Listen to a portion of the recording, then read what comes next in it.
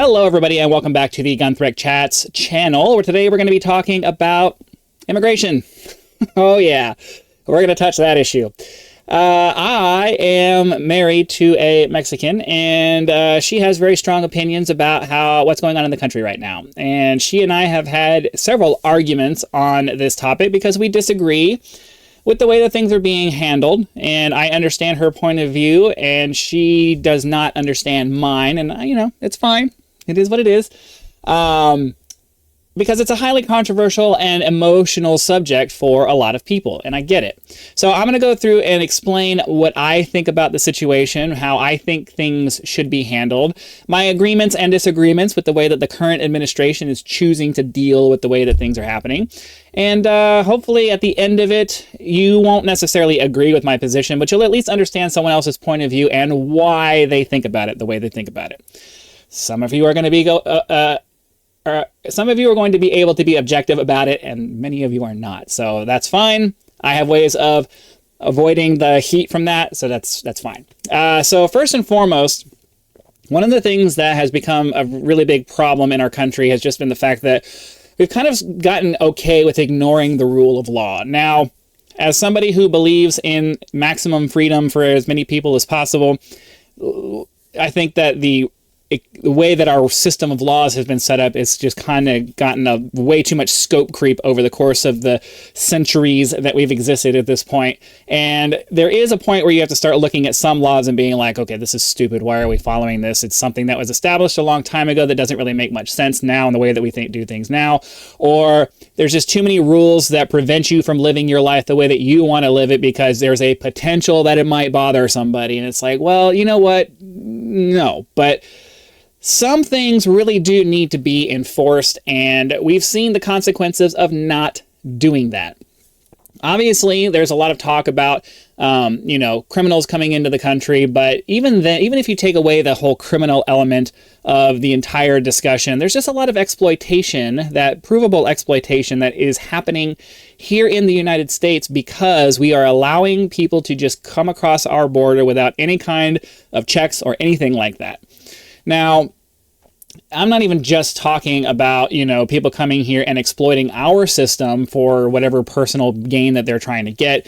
They're trying to, I don't think anybody would begrudge anybody for trying to come across and make some money, send something back to their family, all of that kind of stuff. I don't think virtually anybody has a problem with that per se. Obviously, we don't like that they're doing it illegally. Obviously, we don't like that they're choosing to just completely disrespect our nation by just coming here. We said you have to do it a certain way, and their answer was, no, F you, I'm going to do it the way I want to. There's a certain level of disrespect that comes with choosing to do things that way, regardless of your reasons. It is disrespectful to do that. But I don't think that the vast majority of Americans really care that much about that, especially if they're coming here, they're contributing something to our society, even if it's just, doing some work and trying to get some things done. I don't think most of us really care about that. It's the people who come here and are trying to prey on people, not just our citizens, but also just the people that they bring across the border with them with the intent of using them for something. Whether it's using them as slave labor to go and do these massive pot growing operations that exist in certain parts of the Southwest, because, even though pot has been legalized in many parts of the country, for some reason, there's still a way of making a lot more money by growing it illegally and avoiding all the taxes and all that stuff. The cartels are doing a lot of stuff down there. There have been discoveries of secret pot growing operations even today where there's all kinds of craziness going on, and that's being run by very dangerous people doing that. And you can guarantee that the people that are working in those facilities are the people that are being brought over and are being forced to work there, probably for little or no pay. So you got to keep that kind of stuff in mind. And then, the human trafficking part of the whole situation. Nobody wants to think about that because it's a horrible subject. And, nobody wants to think about that being done to women, much less children. And all you have to do is watch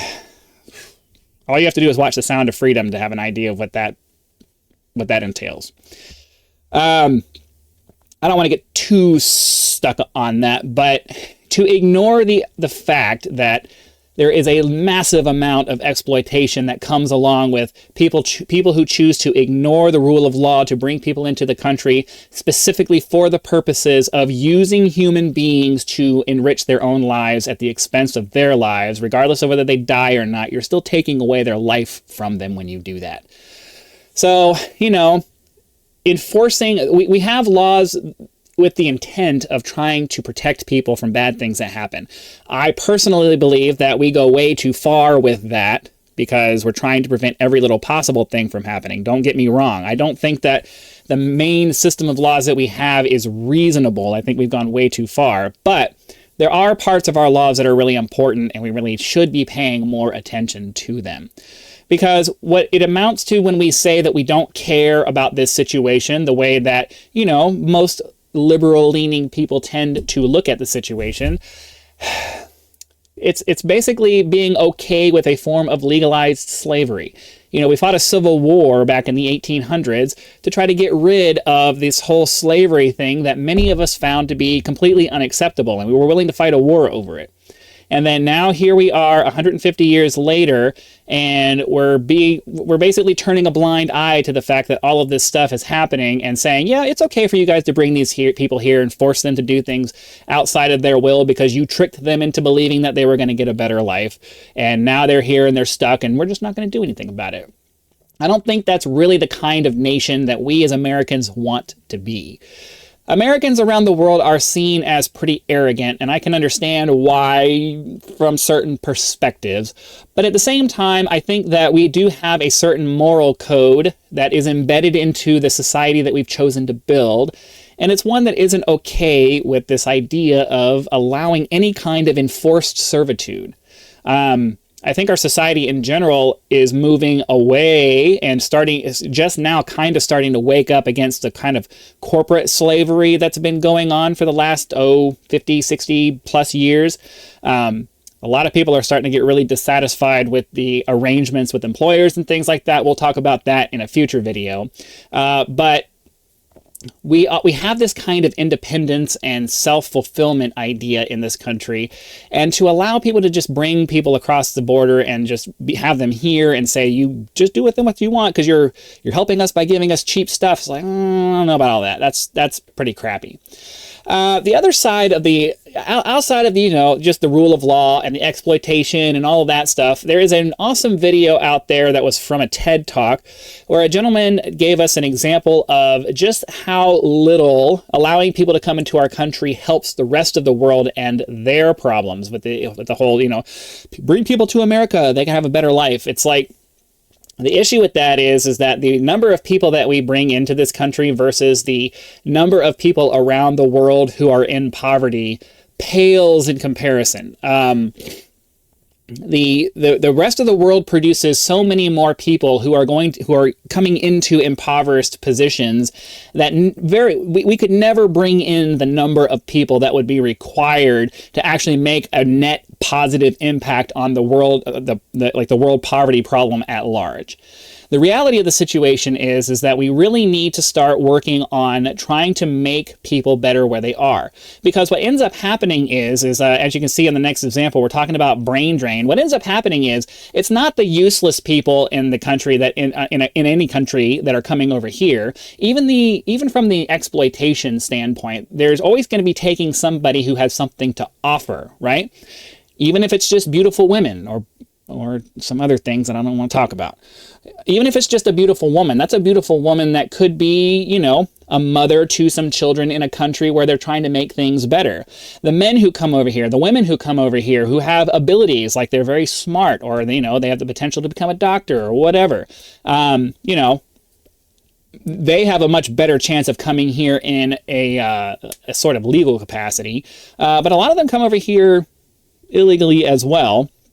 And, you know, there's something to be said for trying to get a little bit more strict about saying, you know what, we don't need too many more people here from an immigration status. Maybe we should start thinking about, you know, what's best for the country that they're coming from. Just because they want to come here doesn't mean they need to come here.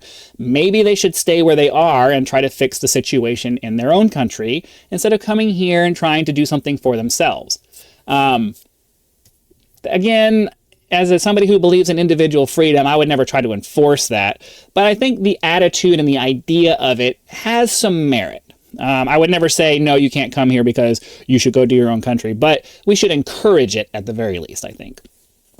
Because there's just, imagine if all the people who came here who had the motivation and desire to figure out a way to come to America, the land of opportunity, imagine if they spent that energy investing their time and efforts into making their own communities and their own nations better. How much better off would their nations be now if they were more focused on that instead of just trying to come here?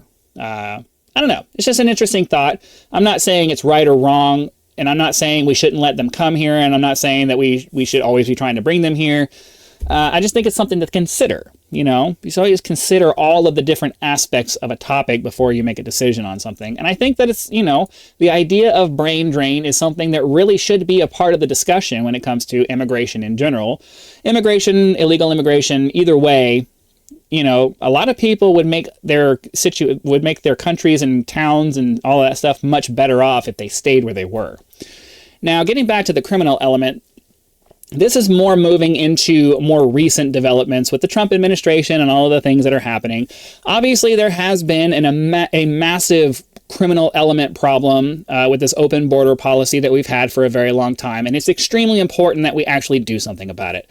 There's too many people here in the United States who have had to deal and live with the problems of, gangs like this Tren de Aragua group that's come up here who take over entire apartment buildings and shoot people in their front door because they refuse to give them money. And if we live in America, you shouldn't have to live with that. Regardless of the whole inner city debates and all that other stuff, obviously, those are things that we should be taking care of as well. But as American citizens, we believe that you should be able to live in peace and security and safety without having to worry about someone else coming in and doing something to you. And we punish people for doing those kinds of horrible things to you. So the fact that we've been okay knowing that these people are here, just basically letting them run around and do whatever the hell they want to do, that's been a problem, and I'm really glad that somebody is finally starting to actively do something about it. And, we've seen border crossings go down by quite a bit. But, we're starting to get into kind of territory where I have to start being a little bit more careful about what I say, because I want to be very clear about how I see the situation, especially because, I am married to my wife is an American citizen. She was born here. She's by birth, natural citizen. So she's not in any danger of anything. But, most of her family is Mexican. So, it's something I try to be sensitive about as much as I can. I'm not going to, even in my conversations with her, I'm very upfront and honest with her about how I feel about things. I'm not going to lie to her. I'm not going to tell her what she wants to hear. And I'm not going to tell you what I think you want to hear. I'm going to tell you what I think. So her biggest issue, and a lot of people's biggest issue, is the fact that innocent people are being rounded up along with the criminals. Now, on the one hand, I can understand the point of view of that, but the issue that I have with that is that you're here and you're not supposed to be. You're not supposed to be here, so it's kind of hard for me to have sympathy for you when you knew you weren't supposed to be here, but you're here anyway. You know it's wrong, but you don't care because you're trying to do what you're trying to do. And it's like, I get it, but you take the risk and sometimes you lose, and that's just kind of the way that it works. Do I think that, immigration officials should be going into schools or hospitals or, normal places like that to try to just find random people? No. Do I think that they should be going and bashing down doors trying to get people? Unless they have a warrant for a known criminal or somebody who's, unless they have a warrant of some kind, no. Because I don't want somebody breaking down my door to come see, hey, you got any illegal people in here? We don't want that. Fourth Amendment is extremely important. We need to make sure that has sanctity and is not something that's open for debate. So obviously there are a lot of different situations where we don't want that happening. At the same time, if law enforcement officials go in and are executing a search warrant because, they have reasonable suspicion to believe that something is happening and they need to go get it, and in the course of that they find other people who aren't supposed to be here, sucks to be you. You shouldn't have been here in the first place. I'm sorry. Now, the concept of the talking point about breaking up families, that's kind of a really hard, nuanced thing to kind of figure out. I don't think any of us are going to come up with a situation that everybody is satisfied with. I don't think there's a good solution. I have a problem with the idea that people can come here, have a child, and then all of a sudden they get this protected status because their child was born here, so their child gets citizenship, and then they automatically get some kind of protected status because, well, we're not just going to take the child away and they need their parents. And like, there's a lot of people who believe that that's the way it should work, and I'm sorry, I can't get on board with that thought process. My opinion is that if the child is born here, I don't necessarily believe in the idea of birthright citizenship per se. I think that if one of your parents is already a citizen, then you inherit the citizenship status from them. I think that's the way that it should work. That's my personal viewpoint on how I think it should work. I think that's the fair way to make it work because somebody went through the process, either, going through the immigration process, or you're a family who's been here since before immigration laws became a thing. You have you have a genuine citizenship status, and then you can pass that on to your children. The idea that two people can come here illegally, have a child, the child somehow gets citizenship status, and the parents end up getting to stay because of that. That's an exploitative kind of thing, that where the parents are coming here with the explicit purpose of trying to game our system in order to be able to stay here. And in my opinion, they should all just get deported. No separation of families. I disagree with the idea of separating families. If one person goes, you give them the choice. You can choose to be separated, or all of you can leave, and that's the way that really should go. So, the only kind of weird thing about that is the many examples of people who have been here for, 30, 40 years because they were here and they were brought here when they were young, and now they're grown adults. They've lived their whole life in this country, and sending them back to like Mexico or something like that would not necessarily be a reasonable thing to do, because what are they going to do? I guess they're citizens there, but they don't know anything there. They don't know anybody there. You're just going to take them out of the life that they've built and just force them to go somewhere else. I think that's one of those things where the sins of the parent should not be visited upon the child in that specific situation. Obviously, underage kids need to go with their parents, and they should all be deported together because the parents can raise them in the new environment and help them thrive there. But adults who were brought here by their parents as children should not be punished for the mistakes of their parent. And that's one of those situations where I feel like an exception could be made, because the child at the time didn't choose that. And when they became an adult, what are they going to do? They can't choose to self-deport. They don't know. They have nowhere to go. It's not like they have a place to go back to where they're from. They grew up here, and it's not their fault that ended up happening to them. So, being reasonable with accountability is something that's extremely important, and with something as highly complex as this specific situation. There aren't any easy solutions. There's always whatever choices that we end up making when it comes to the immigration status is going to anger somebody. It's going to offend somebody, because these are people's lives that you're dealing with, and sometimes being pragmatic about things is going to hurt people's feelings. That's just the way that it works. The reality of the situation is that we have laws for a reason, and even if you disagree with those laws, as long as they're not overly oppressive laws, you should probably try to follow them. I'm not a big fan of things like speed limits and stuff like that. There's a difference between driving faster than what some people think is reasonable and being a reckless driver. In my opinion, just setting a number and saying if you drive faster than that, you're being dangerous. I don't know. I don't agree with that. There are certain laws that are just kind of dumb, and most of us don't pay much attention to them. When it comes to the immigration issue, I think that parts of it are really important, and other parts of it maybe not so much. But at the very least, I think the intent of the person breaking the law matters. If you're coming here because, if you're coming here knowing that it's wrong, knowing that we don't want you doing it, and you choose to do it anyway, then you're disrespecting us as a nation, and I don't see why you should get any kind of special treatment. If you were brought here against your will in some manner, then, you know, you're not responsible for being here, and exceptions should be made to help you recover from that situation, or just not destroy the life you've built here because, you know, you came here as a kid and you built a life here and now you're here. So I think ultimately it comes down to, like every other crime that we have, the thing that happens to you is dependent on what your intention was.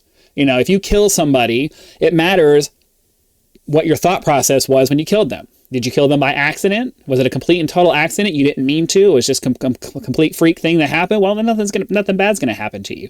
Did you get mad and you lost your temper and you killed somebody? Well, then yeah, you're going to be punished, but it's not going to be nearly as bad of a punishment as somebody who sat there and it was so angry that they sat there and they planned out a murder and they figured out how they were going to do it. It was premeditated, and they actually sat and thought about it for a while and decided, you know what, I'm still going to do this. We punish those people the most, right? So like everything else, I think the immigration thing, your intent matters. Not whether you came here with the intent of breaking other laws. I don't think that matters when it comes to how we're going to approach immigration in general. It should be, did you know you weren't supposed to be here? If you knew and you came anyways, well, then you know what? That's a choice you made, and you need to go back where you came from, because you knew you weren't supposed to come here this way. Regardless of the process of how it is to get here and how difficult it is, that is the process, and you chose to ignore it, and there should be consequences to that. Just like there's consequences to everything else that we do in our life, there's a consequence to that as well. If you were brought here and you just really didn't have a choice because you were trafficked into the country, or your parents brought you here, or whatever else, well, then you didn't have any intent to break any laws. You were just kind of mixed up in something, and there should be some exceptions made for that. So that's my thought process on the whole immigration thing. I think illegal immigration in general just has a lot of bad things that come along with it. And, you know, we should really be paying attention to that whole situation in general. We should really be trying to enforce those things as much as we can, while still having reasonable compassion for people who got mixed up in something that they didn't necessarily want to be mixed up in the first place. I think that's really where we need to draw the line. If you're on one side, bye-bye. If you're on the other side, hey, we'll look at your situation and see what we can do about it. But that's what I think. So if you got this far in the video, be sure to hit the like button, subscribe to help us reach our first 1,000 subscribers. I do have my gaming channel that's over 2,500 subscribers now, but I really want to get this one up as well because, you know, we got to get it monetized and start making some money. You can go see my first video to talk about all of that. But yeah, like and subscribe, share the video if you agreed with my point of view, or even if you don't, if you want to share it with other people and say, look at this idiot over here. Anything you can do to help my channel grow, I would appreciate if you guys could actively do that. So thanks for watching. Be sure to come back for the next episode, and I'll see you then.